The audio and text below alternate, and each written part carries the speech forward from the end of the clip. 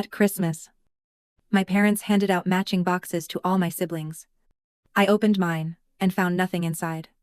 My mom smiled and said, "That's what happens when you give nothing back." My name's Ethan. I'm 28. And this Christmas my parents handed me a box that had absolutely nothing inside. It was one of those crisp, glossy Amazon boxes with tidy seams and a red ribbon my mom probably saved from last year. Everyone had matching boxes, stacked like perfect little bricks along the base of the tree. The living room smelled like cinnamon and oven heat and pine. Dad had the old jazz record spinning because it's classier than the radio. As he likes to say, my siblings crowded the sofa, knees touching, laughter bouncing off the glass coffee table. When Mom said, "Okay now," we all tore in at once. Across from me, my brother Ryan whooped as foam and cables spilled out an entire gaming setup, gleaming black and neon. "It's the one with the curved monitor," he shouted, already narrating his unboxing like a streamer. Mom beamed, chin lifted the way she does when she's proud. Dad sipped his coffee like a judge who just handed down a wise verdict. To my left, my sister Chloe held up a small key ring and shrieked. Dad dangled a second key like a magician, revealing the final card. "Used car," he said, tapping his mug with the ring. "Reliable. You'll be able to get to your new job on time." Chloe's eyes flooded, and she hugged both of them at once, hair covering her face. "I can't believe it," she kept repeating. "I can't believe it." My youngest brother, Noah, tore through tissue to a silver laptop and a thin white box. "MacBook," he breathed. "Reverent."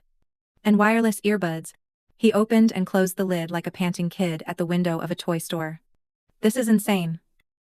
I tugged the ribbon from my own box, same size as the others, same cheerful label, and lifted the lid. There was tissue paper inside. One layer. Two. I pushed it aside, expecting the hidden weight of something. Nothing. Just cardboard. My brain didn't catch up at first. I checked the corners, slid my hand beneath the flaps, lifted the box as if the present might have stuck to the lid. Nothing. And then my mother smiled. Not the big proud one. Not the one she uses for strangers. Either. The teaching smile. The lesson smile. "That's what happens," she said, light and airy, "when you give nothing back." Dad chewed the sip he'd just taken, swallowed slowly, and added, "Maybe next year you'll learn what family contribution means." He delivered it like he'd been saving the line for months. Ryan laughed. Not loudly, but enough that he thought he was safe. Chloe looked down at her keys, mouth quirking. Noah went still and tried to look busy with the earbud plastic. I stared at the hollow box. The blue light from Ryan's monitor rolled across the cardboard, and then my hands. You'd think an empty container would weigh nothing, but in that moment it felt heavier than the rest of them combined. For as long as I remember, I said to myself, "We measure value out loud in this house. Show up loud at the barbecue. You're the helpful one. Carry the heaviest thing while making jokes. You're the backbone. Take a selfie while painting the fence. You're dedicated. Quiet doesn't count. Quiet is invisible." I didn't say any of that out loud. What I said was, "Oh." And I placed the lid gently back on the top, like a person closing a book he had already read too many times. Ryan spun in his new gaming chair. The chair was part of the hall. A high-back thing with seams like race car seats. "This is what happens when you actually show up for family. Dude," he said without malice, as if he were continuing a joke. "We started earlier." He was 17 when Dad's business crashed. He remembers the arguing, the creditors, the boxes of files on the dining table. But not the numbers. He doesn't see numbers. Not in the way they stay. Here's what I see 3 winters ago. After a last meeting with the bank, Dad stood in the kitchen and said the word mortgage like it was a bad tooth. He couldn't keep up. The renovation clients dried up. The subcontractors wanted cash on delivery. And the savings Mom counted on had turned into bills. He didn't ask me for help. He didn't need to. I quietly set up an automatic transfer, $800 on the first of every month. It left my account like the tide. So regular, I stopped noticing the notification ping. 36 months. $28,800. No speeches. No lectures. Not a single post about being a good son. It wasn't charity. It was family. Heavier things exist. Though. Like the day Chloe's dentist called to say the insurance denied the claim for her surgery. $4,200. Due. Before they'd schedule the appointment, Dad's back had just locked up for the third time in 2 weeks. And Mom looked so tired, her eyes watered constantly. I paid the surgeon directly with my card because it was faster. Chloe came out of recovery with a cotton smile and pain medicine, and didn't know who paid. I didn't tell her. Why would I? I think about Saturday mornings that smelled like drywall dust and primer. The sound of the old kitchen cabinets coming off in cracked chunks. Don't lift, I told Dad. Not with your back. For 6 months of weekends, I drove over with my little pickup and a thermos. And we worked. I measured. Cut. Howled. Screwed. Sanded. And swept. He pointed. Planned. Second-guessed. And tried to lift. Anyway. When I told him to stop, he would grin and say he could do it if you spot me. I saved receipts in a folder because I'm the kind of person who saves receipts and threw them in a drawer. $14,000 in materials and sublabor, we couldn't DIY. I hear Mom now. Present day. Saying. This is also a message about responsibility. Like she's narrating a documentary. We're all contributing. Ethan. Every one of us. She gestured at the pile of discarded paper and ribbon like it was evidence. Ryan's been helping your dad with the shop. Chloe's been babysitting your cousins. Noah keeps the yard neat. We see who shows up. Right. Dad said, leaning back with the mug. It's not just money. Son. It's presence. He spoke the word presence like a pastor who had used it many times before. I looked at Ryan. At the new setup, spreading across the floor like an invasion. And at Chloe's keys, glinting against her palm. And at Noah's sweet. Key it. Trying not to be in the way, stroking the laptop lid. I felt the old habit of self-soothing creep up, count to 5. Look for something funny. Make it smaller than it is. The trick that gets you through family fireworks without losing a hand. But the lesson smile sat there, on my mother's face. Daring me to swallow it. I should have known. I thought. I should have realized the scoreboard was public only when the points are noisy. You have to announce your generosity. You have to make sure the camera sees you lifting the table. Not just keep it from falling. Ethan, Mom said. Soft-voiced. As if my silence were fragile. Don't take it the wrong way. Which way should I take an empty box, I asked. And the words came out almost playful. My tone was gentle. It startled even me. What's the right way? Chloe made a face I couldn't read and said. At least we help out around here. The phrase slid over the room like ice. We do things. She added. Slower. As if she were stepping on stones across a creek, and checking each one would hold in a creek. Uncle Gary, who'd been standing by the window eating sugar cookies and pretending to study the neighbor's inflatable snowman, gave out a low whistle he tried to hide with a cough. He has perfect timing for unhelpful sounds. It's not a punishment. Dad said. It's a reminder. He nodded at his own word choice like a man pleased with a new tool. We can't keep rescuing everyone. People need to pull their weight. I wondered who everyone was. I wondered how many times my payments had quietly patched a hole without anyone noticing the waterline on the wall. That was my mistake. I guess. I kept the bucket behind the curtain. The music from the kitchen, an old Bing Crosby track, slid in from the doorway and made the silence feel staged. Ryan adjusted the headset and spun the chair again. The armrests are padded. He announced to no one. It's crazy. He wanted to reset the mood. He is not cruel. He is young. I set the empty box on the coffee table. Next to a fallen bow clinging to static. I watched the bow try to stick to anything that passed and fail. You're absolutely right. I said. Hands open. I should give more. Mom looked satisfied. Nearly relieved. As if I had circled the correct answer on a test. Dad relaxed.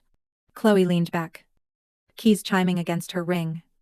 Noah primly folded the laptop sleeve. The room exhaled. And in that tiny exhale, I felt something in me change angles. Not snap. Not shatter. Just rotate. Like a key, turning one click in a lock, you didn't realize was engaged. For a second, I saw the whole year ahead, the way a surveyor sees land clean edges. Stakes in the ground. String stretched taut. I pictured the first of the month without the little buzz on my phone. I pictured my own rent. My own car's aching brakes. The way my shoulders might sit lower if I wasn't waiting for the next emergency text.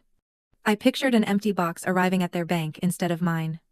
I slid my hand into my pocket and felt the cold rectangle of my phone. It vibrated. Someone from work. Probably. Or a shipping alert. Then went still. I didn't pull it out. Not yet. This wasn't the moment to perform. It was the moment to remember. I remembered Dad. 2 years ago. Looking at new tiles sprawled across sawhorses in the garage. He ran his hand along the glazed surface like it was the hood of a restored car. Someday, he said. When we're back on our feet, I'll make this right with you. His eyes were bright, full of diagrams and measurements and even hope. I nodded then, because I believed him. I still believe he meant it. Meaning a thing and doing it aren't twins. Though, they're cousins who barely speak. I remembered Mom brushing flour from her apron while I hung the upper cabinets. Don't work too hard, she'd said, laughing. Like the phrase itself might earn me a break. We appreciate you. And we went back to measuring. Appreciation, I've learned, is light as flour. It floats. It dusts everything. It doesn't feed you. The room in the present tightened again. Maybe it was the jazz record switching tracks. A little static crackle. Maybe it was the way Dad's mug tilted while he searched for another sentence that would teach the same lesson but sound kinder. Next year will feel different, he said, trying out a hopeful tone. If you really engage. I inhaled through my nose. The way a boxer does. Quiet. Steady. I am engaged, I said. Just. Not loudly. Chloe snorted that short, involuntary sound that says she heard a word and doesn't buy it. It doesn't count if no one knows, she said. Then flushed. Like even she felt the edge of it. Noah said. Hey, can we just enjoy Christmas? He hates the sour taste of conflict. He was 10 when the business failed. He thinks hardship is a weather pattern that visits and leaves. Not a bill with a due date. We are enjoying it, I told him. And I meant it in a way that surprised me. More than you think. I stood. Smoothed the tape on the empty box lid out of habit, always fixing small things, and scanned the room one more time. Letting the picture burn in. The color of the lights reflected in the window. Uncle Gary's sweater pilled at the elbows. In the exact shape of my mother's lesson, smile. I should have known, I told myself again. And this time there was no heat on the words. Only clarity. Outside. A car crunched over thin ice at the curb. Someone down the block laughed too loudly at a joke. In here? The radiator hissed, like it wanted to say something, but knew better. The tree lights blinked through their sequence. Warm. Cool. Warm again. Everyone waited for me to make it easy. To file the edges off this moment, so we could slide back into frosting and photos. Thank you for the gift, I said. And I smiled. It wasn't sarcasm. Not really. It was recognition. If a box shows you what's inside a family, maybe that is a gift. The lesson had landed. Just not where they intended. I didn't leave. Not yet. I sat back down with the empty box between my knees and let the weight of it anchor me to the couch. The room slipped into that careful, quiet families keep when something fragile is on the table, and nobody wants to breathe the wrong way. Dad pretended to study the tree. Mom smoothed a wrinkle from the runner on the coffee table that no one could possibly see. Uncle Gary rotated his cookie like he was inspecting a coin he might not cash in. Remember when you were little, and you used to label everything Mom said, finally? As if she'd just discovered a safer conversation adjacent to this one. Your toy bins. Your socks drawer. Even the cereal with your name. So Noah wouldn't eat it. Her smile softened. You liked having things in order.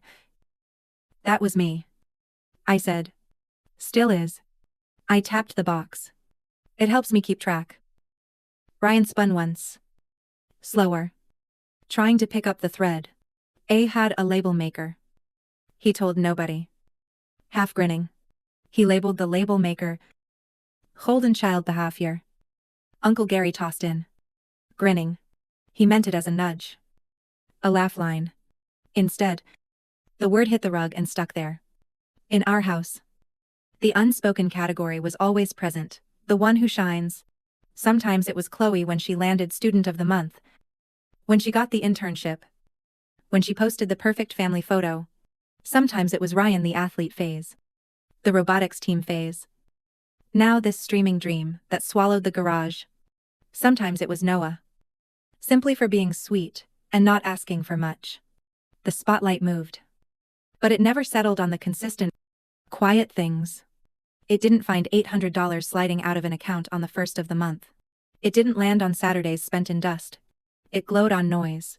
I don't think we should use labels like that, Mum said quickly. Hearing it too. Everyone is special in their way. Some ways are louder, I said.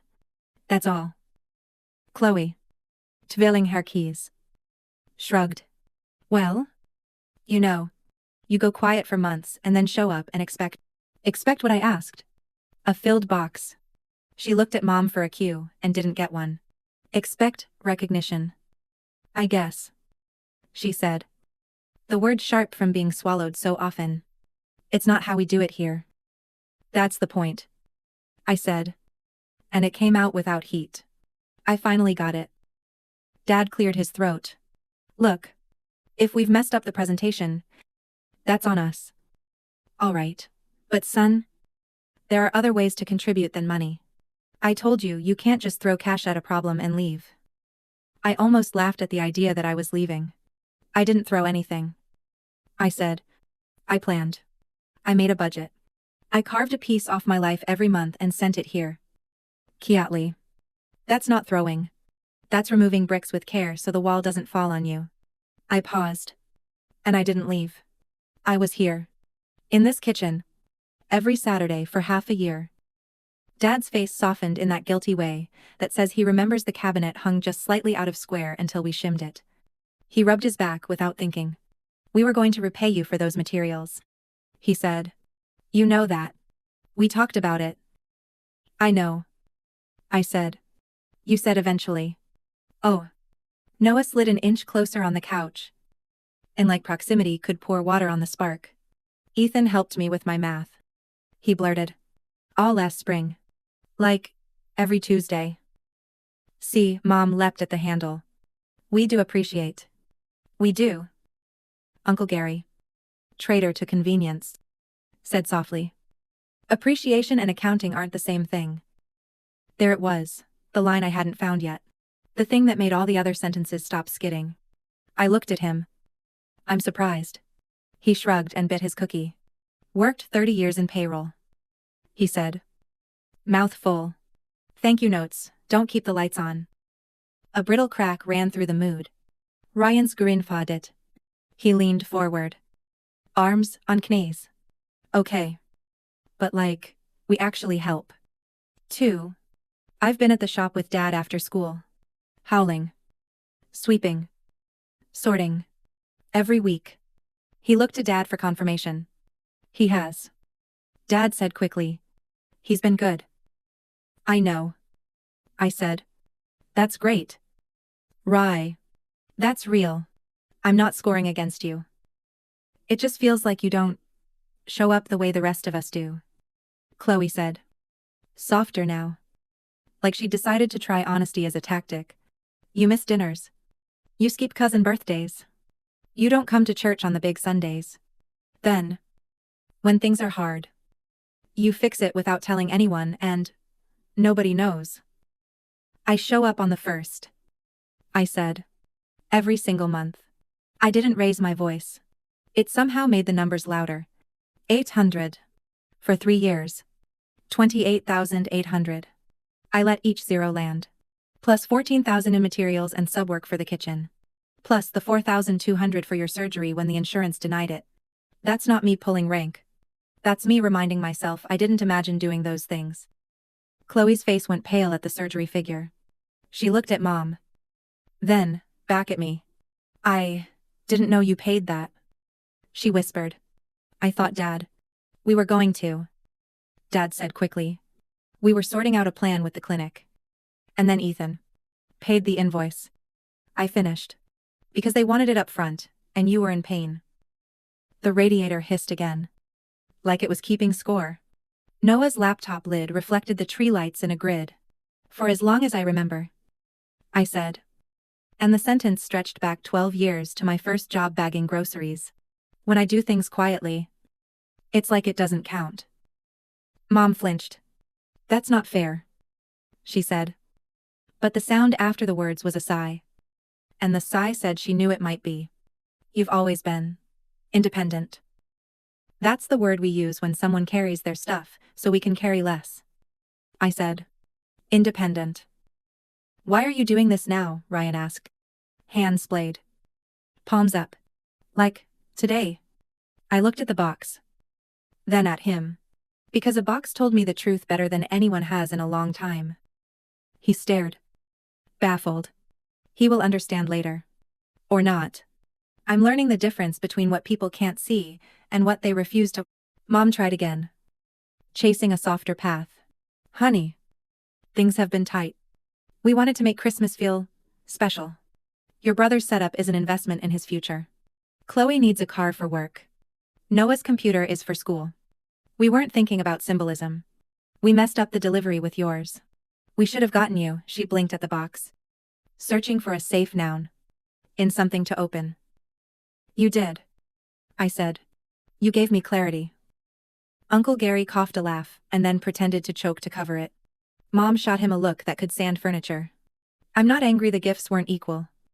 I said. And I meant it. I'm not 8. I'm angry. The story about me got written without me in it. The one where I don't contribute. The one where I need a lesson. Dad set his mug down and missed the coaster by an inch. A brown crescent bloomed on the table. He didn't notice. Then what do you want? Son? He asked. And for once, it didn't sound like a challenge. It sounded like a real question. I want to stop being invisible. I said. And I want to stop propping up a system that makes me disappear. Ryan glanced at Chloe. System, we're a family. Dude. Not a. Families are systems, I said gently. That's not an insult. It just means if you pull one string, you find out what the other strings were attached to. Noah nodded. Solemn. Like I'd said something wise. He is very generous with his nods. I reached for my phone then stopped myself and put it on the table instead. Face down. Like a boundary. The gesture drew their eyes. Nobody spoke. The house sighed again. The jazz record crackled. A neighbor's car door thumped shut. Somewhere down the hallway the old vent rattled. The one we always meant to screw tight, and never did. Do you remember the night the bank called? I asked. I'm not really waiting for an answer. Dad stood at the sink. You stared at the tile grout like if you memorized it you'd never forget this exact moment. The number they wanted. It was bigger than a month could hold. I didn't want a scene. I didn't want the neighbors to hear. I wanted it handled. I placed my palm on the table. Flat. So. I handled it. You didn't tell us. Mom said. With a strange mix of accusation and awe. You think if I'd said it then? Or you would have let me? I asked. You would have told me not to. Or you would have promised to pay me back in a timeline the math didn't support. Or you would have cried. I didn't want any of those things. I wanted the mortgage current. Chloe's voice came small. So you just took it on? I didn't just anything. I said. I counted. I cut. I sent. I worked.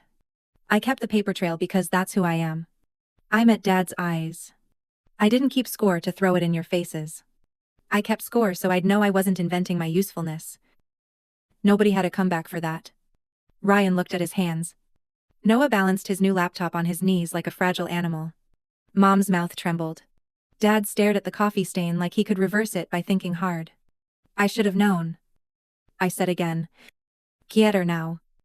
Because the sentence had finally done the work it came for. I should have realized earlier that whispering doesn't travel in this house. Okay. Dad said. Voice, rough. Then speak up. Tell us now. What are we supposed to do? There was a time when that question would have flooded me with hope, like a gate opening. Now it felt like a trick, name your terms and then watch us not meet them. I didn't want a performance. I wanted an action I controlled. I'm going to make one change. I said. Not to punish you. To stop lying to myself about what any of this means. Mom straightened. Hope flared. Chloe sat forward. Ryan went still. Even Uncle Gary stopped chewing. What change? Dad asked. I'm done with quiet. I said. Starting now. My fingers found the phone again. I didn't lift it. Not yet. I let the anticipation gather the way a storm gathers over a lake pressure. Distance thunder. A darkening you can feel on your skin. I let them sit with that. Picture me. Choosing. Me? Not the emergency valve, but the person who can twist it shut. Maybe we should all just take a breath.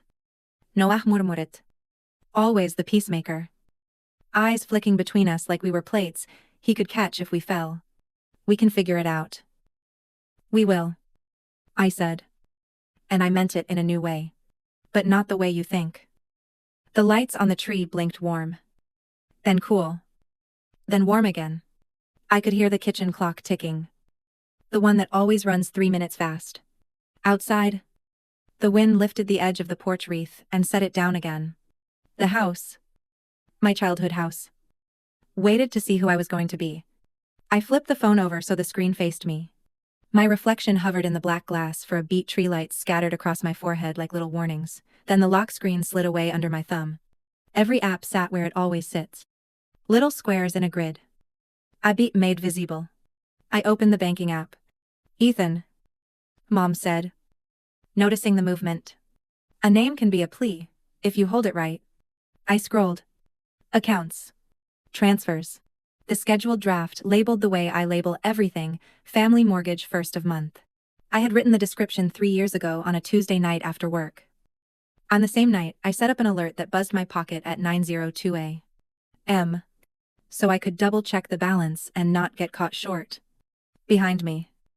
Paper crackled as Ryan reboxed a cord, and then unboxed it again because his hands needed something to do. What are you doing, Dad asked. He said it instinctively.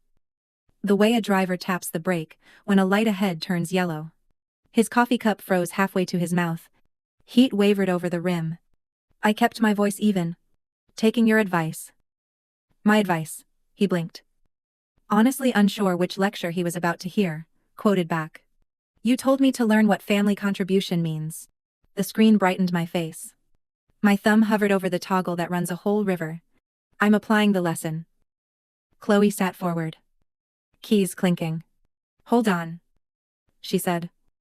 And then she didn't finish the sentence. It hung there. Asking me to fill it in with something that would make this pass. Uncle Gary looked at his cookie like it might explain something. Noah's eyes flicked from my phone to Dad's face and back, like he was following a ball he couldn't catch. I tapped the scheduled transfer. The page opened to details: amount, date, source, destination. A little switch sat at the bottom. Cheerful and simple. Active. It glowed. Under it. A line. Cancel. This action can be reversed at any time. That's the lie in everything. I said softly.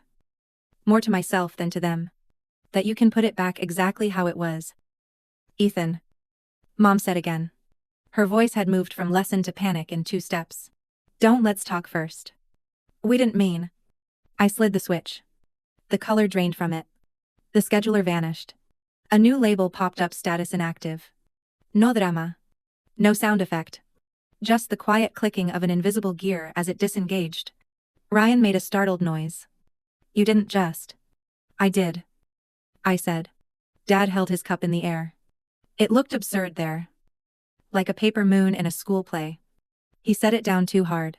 Coffee leapt over the rim and bled into the ring he had already left on the table. He didn't reach for a napkin. Son. He said. And his voice had a wobble I hadn't heard in years. We can talk about this. We can set expectations. A meeting. Family calendar. Whatever you want. But that money has been leaving my account for 36 months. I said. I didn't raise my volume. The numbers carried themselves. 800 a month. 28,800 in total. And I kept the receipts for the kitchen because I'm me. Materials and sublabor we couldn't do ourselves. 14,000. Give or take $27 and change. Chloe's surgery when insurance denied it. 4,200. Paid before they'd schedule. Because pain isn't patient. I've got all of it in a folder if you want the file path. Chloe went white. She had the keys curled in her palms so tightly the metal edges printed little arcs into her skin. You paid that, she asked. Small. The bravada stripped clean. I thought Dad was working something out with the office. I mean. I knew someone did. But I didn't know it was you. Because I didn't tell you. I said. Because telling felt like turning it into a story about me instead of a solution for you. Because I thought the result mattered more than the noise. Mom's listened smile. The one she'd worn like armor. Cracked down the middle. We were going to repay you. She said quickly. The syllables tripping. We said we would. When things settled. You did say that. I said. And I believe you meant it. But meaning doesn't pay invoices. And eventually slides a little farther every month. Ryan stood in his new chair and then sat again, and then stood because his body didn't know where to put itself. Come on. Man. He said. We didn't mean the box like that. It was dumb. A joke that landed wrong. We should have wrapped you socks or something. You don't have to. He waved his hand at the phone like it was a weapon. I don't have to keep pretending you didn't mean it. I said. That's the part I'm done with. Noah found his voice. Maybe we should all calm down. He said. Both hands up. Palms out, like he was directing traffic at a three-way stop. It's Christmas. We can fix it after. I am calm. I said. And it was true. The kind of steady that feels like a floor appearing under your feet in a dark room. This isn't revenge. It's a correction. Dad rubbed the bridge of his nose. We're your parents. He said. As if reminding the universe of a contract. You don't cut your parents off like a subscription you don't use anymore. I've been using it. I said. I've been using it a lot. I just didn't realize the terms. Mom reached forward like she wanted to touch my knee and then thought better of it. Let's start over. She said. We messed up the message. We'll make it right. I'll go get the card. The one we meant to give you. We put it aside and... Mom. I said gently. Please don't go find me a last-minute envelope. Don't fix the optics. The optics are the part that's been fooling us. Uncle Gary cleared his throat. He isn't wrong. He said into the cookie. The boy's been floating a mortgage. That's not nothing. Who asked you, Dad? Snapped. The tightness in his voice, finally breaking into something sharp. He regretted it as soon as it left his mouth. He pinched the bridge of his nose again, like he could pull the words back in through it. Gary lifted his hands. Nobody. He said. Just. I've seen this movie. Don't wait to read the credits to find out who paid for the film. I reached into my coat pocket on the chair beside me and pulled out a thin accordion folder. The paper clipped inside whispered when I opened it. I didn't fan it out or thump it on the coffee table like a lawyer in a cheap drama. I just set it there. A physical answer to a spiritual argument. If you want dates and amounts, they're here. Not to wave in your face. To keep the story accurate. Chloe stared at the folder like it might explode.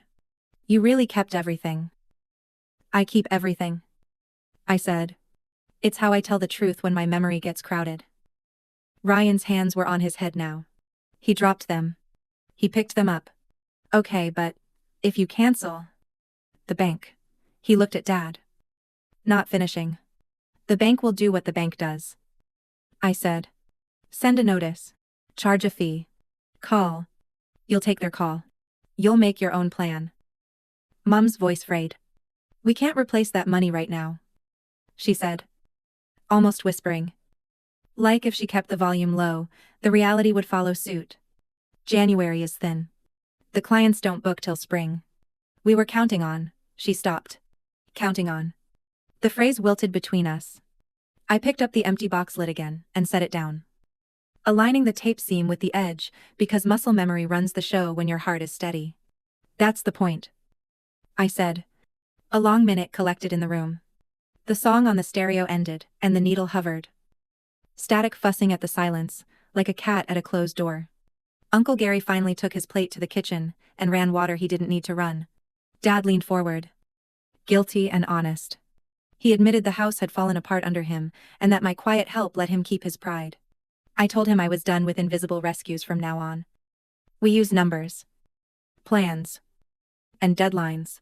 If they want my help, it gets written down amounts, dates, receipts. I'm still around on Saturdays. If there's a plan and real costs for work we can't do ourselves. We took a walk. And then called a family meeting with an agenda. January needs real commitments versus wishes, and new rules for asking for help. Mom and Dad named the balances. Uncle Gary suggested calling the bank's loss mitigation team. Chloe arranged rides and cut insurance costs. Ryan returned gifts and looked for shifts. Mom apologized without excuses. Dad asked for my terms. I laid them out. We ate. Calmer. Over the next days, we built a shared budget sheet. I kept boundaries, no silent transfers. Only agreed support. Returns were made, small sacrifices stacked up. By January 17, my parents made a modified payment thin, but on time, after calling the bank themselves. The empty Christmas box didn't ruin us. It exposed a pattern. We changed it. When I left, the house felt lighter. I kept one line at the top of the sheet. Clarity is a kindness. Quiet isn't nothing.